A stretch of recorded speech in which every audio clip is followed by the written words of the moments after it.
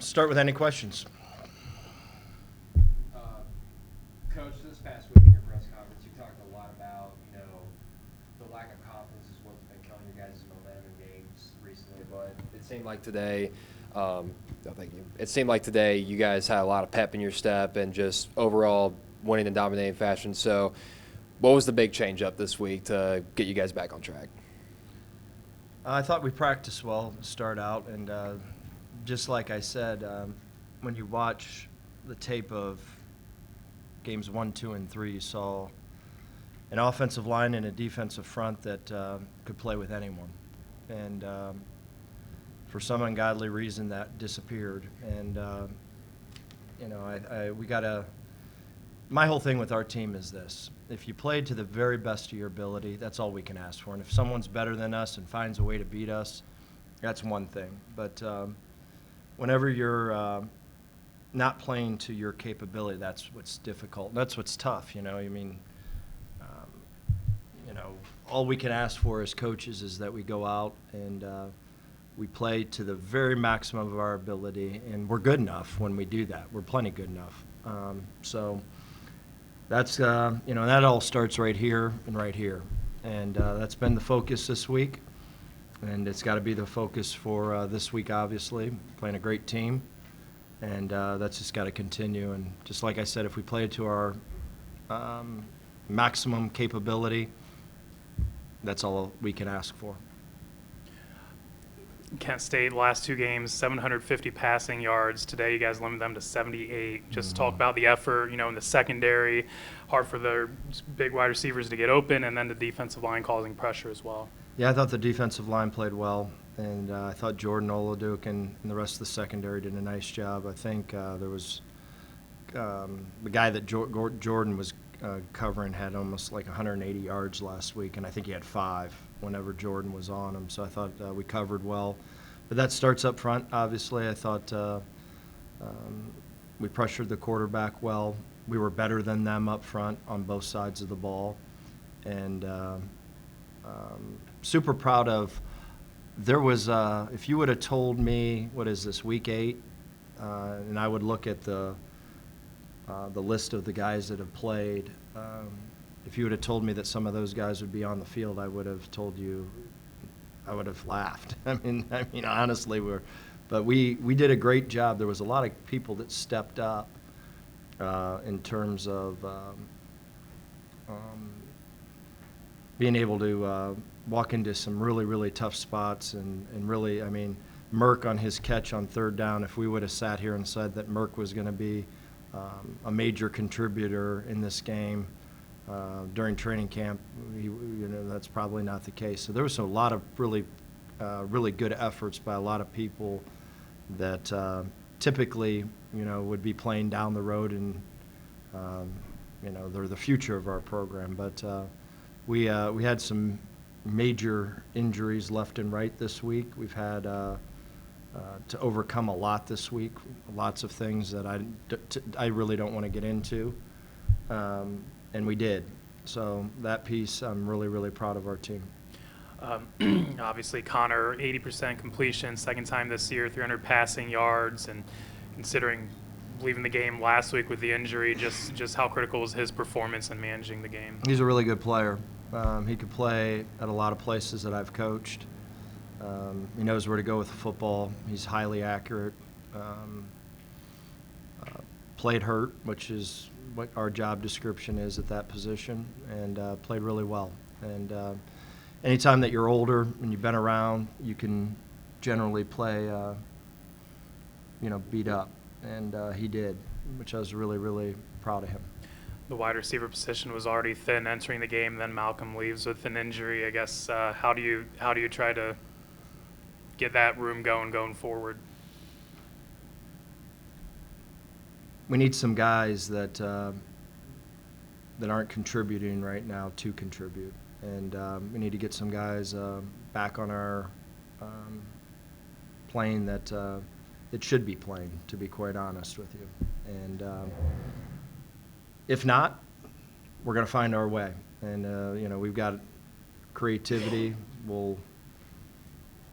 get backs involved, tight ends involved. You know, whoever's going to show up to play, they'll be good enough, and we've got good enough players. So, but there's some people that need to start playing. Let's just put it that way.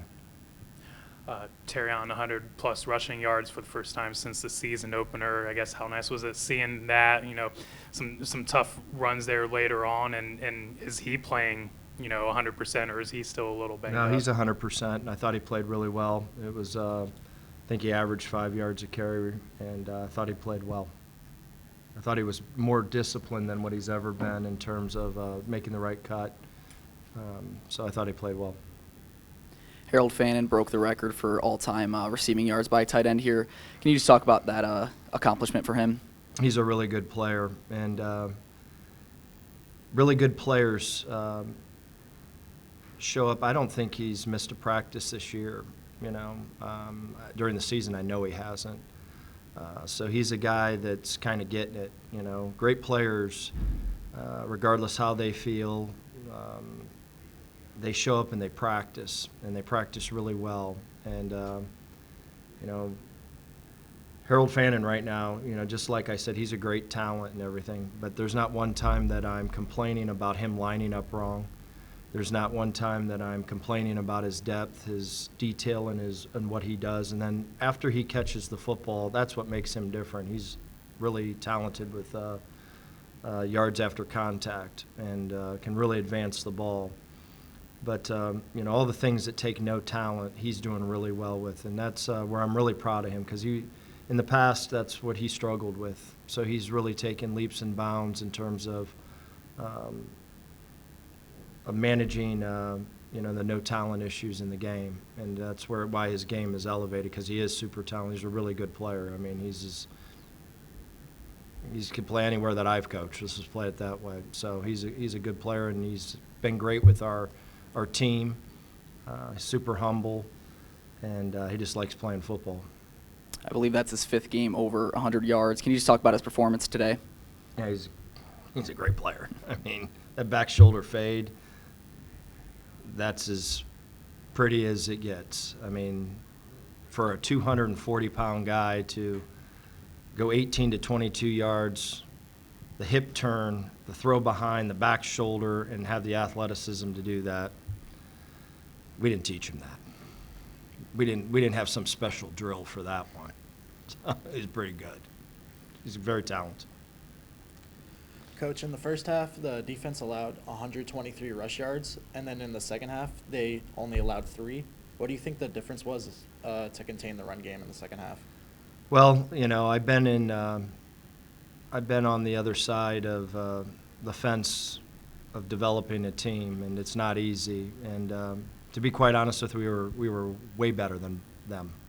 We were, and that's no disrespect to them, but that's the facts, and that should have happened. We're a better football team than them, and they'll get better. They'll keep working. We need to keep working, but the fact of the matter is, the bottom line, we were better than both of their fronts, and so that's what was supposed to happen.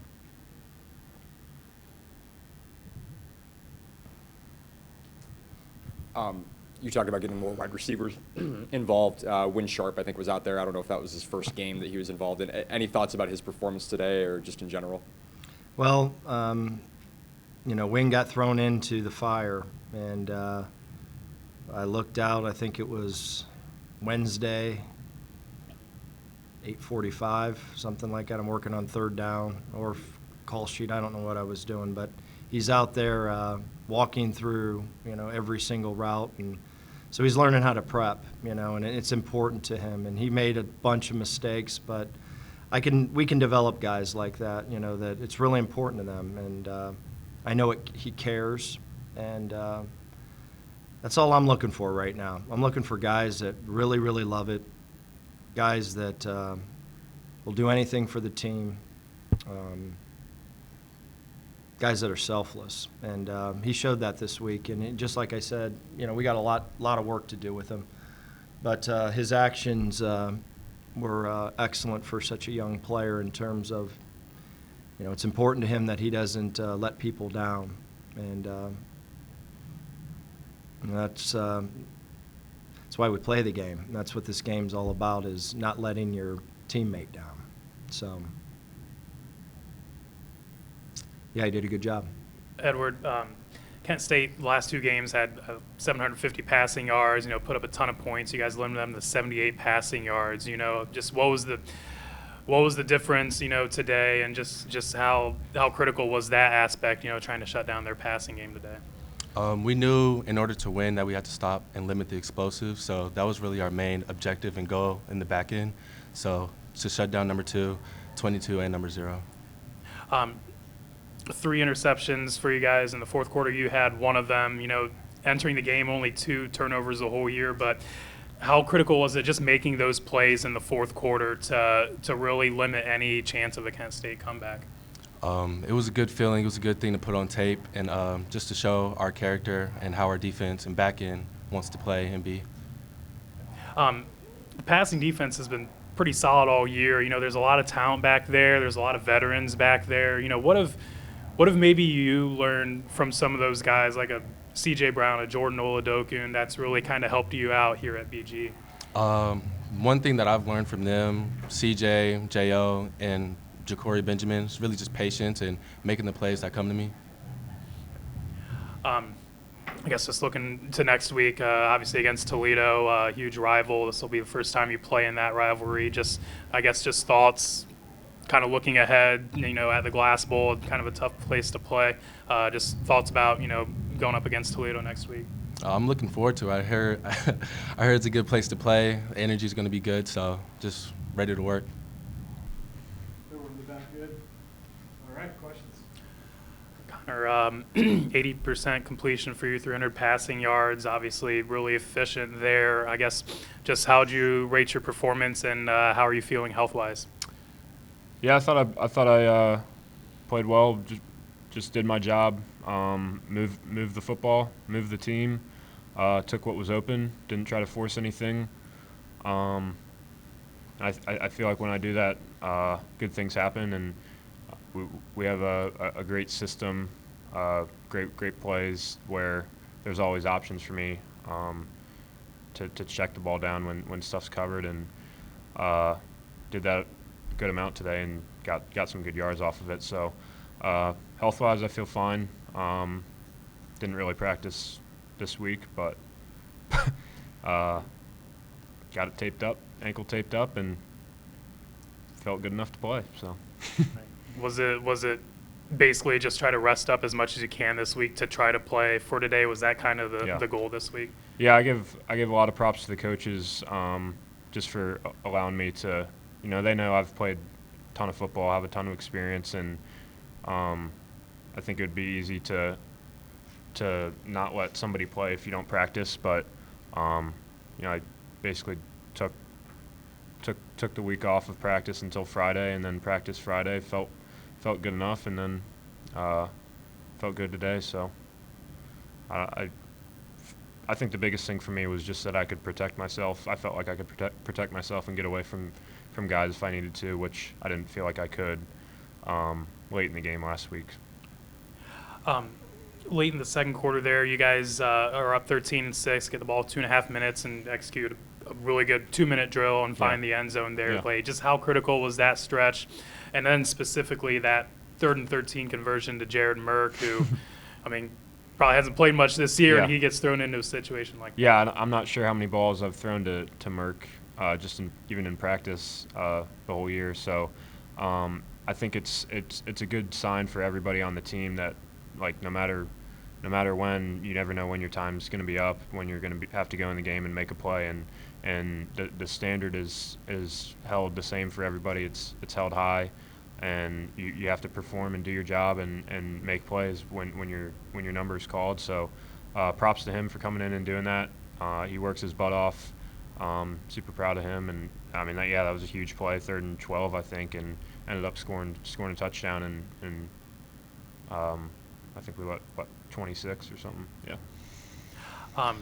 For how banged up the wide receiver room is, and then Malcolm leaves the game with an injury, I guess. Going forward, how do you've had to build chemistry all year with the receivers, had some good moments, but now kind of going to be tested, especially with some of these injuries. Yeah, like I said, guys just have to step up, and hopefully we'll get a couple guys back this week, and just next guy up. And luckily we've got number 0 who's pretty good. So him and Jamal Johnson is playing his butt off, playing really well, catching the football, doing a lot of stuff out of the backfield, and can play some slot too. So we feel good about whoever's in there, and just yeah, like I said, next guy up.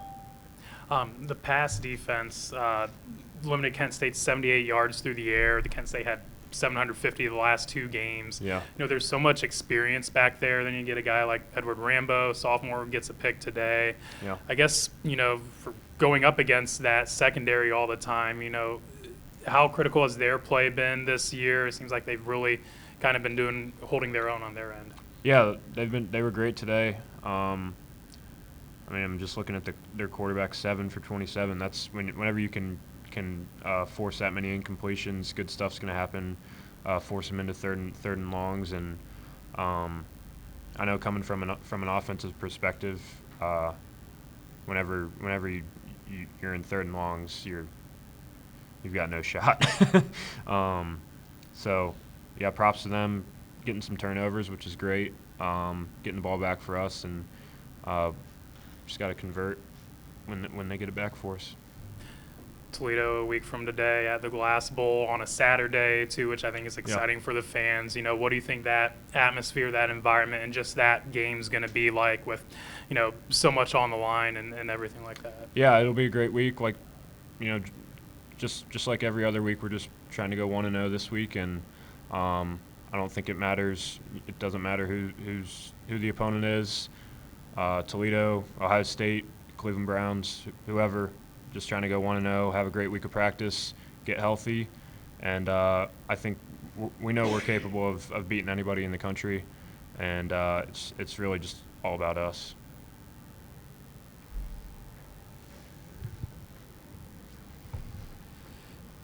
Connor, you mentioned, just Harold Fannin Jr. just being good, so, breaking record after record. What does it, mean to you that you are contributing to his success, getting the ball from point A to point B and just, seeing them strive every single week? Yeah, I think it's awesome I think he's leading like the tight ends in the country in receiving by a mile, which is it's cool to see him have so much success. He's a great player, a great guy. But I think it's not like I'm forcing him the ball into double coverage, and the coaches do a great job scheming plays to get him the ball, but he just does his job. He gets open, and when a guy's open, like I said earlier, I'm just trying to find the open guy and throw it to him. So some of the stuff and then when you get him the ball in his hands, then his freakishness takes over. But yeah, he's an unbelievable player, and 10 for another 170 is unbelievable.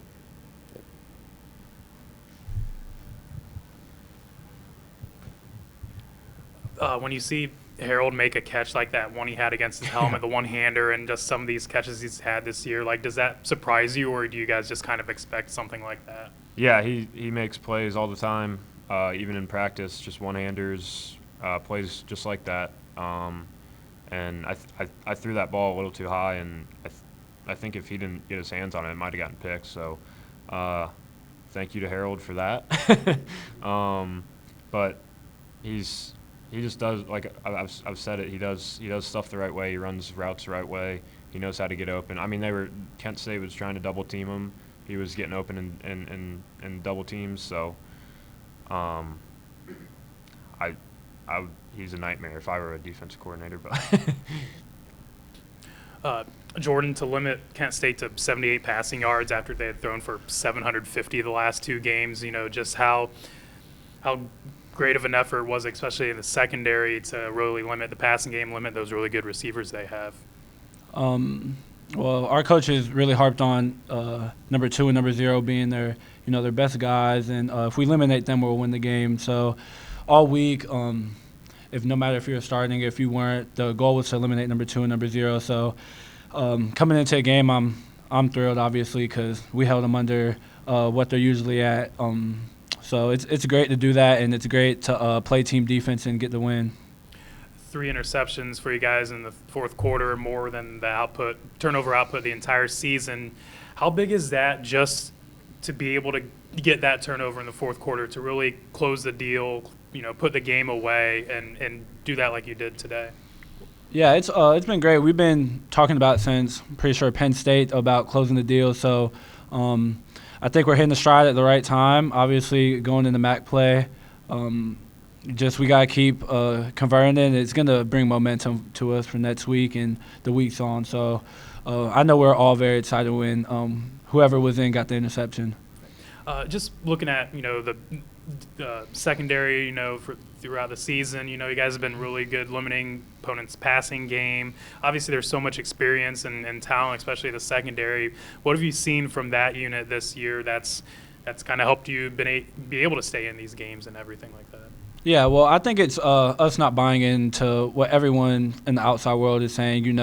We see a lot that we're not creating turnovers as much, or the production, I guess you can say, is not as much as it was last year. But we're holding teams, and we're trying our best every week to create turnovers. But when you start trying to force turnovers or start trying to do something that out of the defense, basically, is when we will start getting beat. So I think we all have done a great job so far, buying into what Coach Mo and Coach Watson are putting on the field, and just going out there and executing at the highest level. You're going to face some good wide receivers next week in Toledo. Does a game like this kind of add to the confidence, heading into obviously such a huge game, knowing that they've got some really talented receivers as well? Yeah. We really, I haven't thought about Toledo at all, so I'm more happy about the win tonight and us shutting down. I think they were like the 2 highest receiving yard MAC receivers, if I'm not mistaken, or top 3, one of those. So I'm happy about that. Tomorrow when we come in and watch this film and then go over Toledo game plan, I'll worry about their receivers.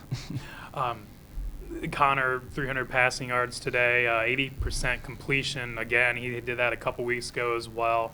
Can you just talk about just the level that he's playing at? And obviously, he got hurt last week and I think didn't practice much this week. Comes out and puts up a performance like that. Yeah, like you said, in my book, he's the best quarterback in the MAC. So we all have tremendous confidence in him. I miss picking him off. I don't go against him no more, but. Yeah, he's experienced, and he's really became a great leader for this team. I joke with him all the time. I didn't hear him talk more than 5 times last year, and now he's talking, he's vocal, and you can just tell how confident he is in the playbook and the system now. So, yeah, we love him. Best quarterback in the MAC, in my opinion. So hopefully he keeps playing well, and we'll be where we need to be.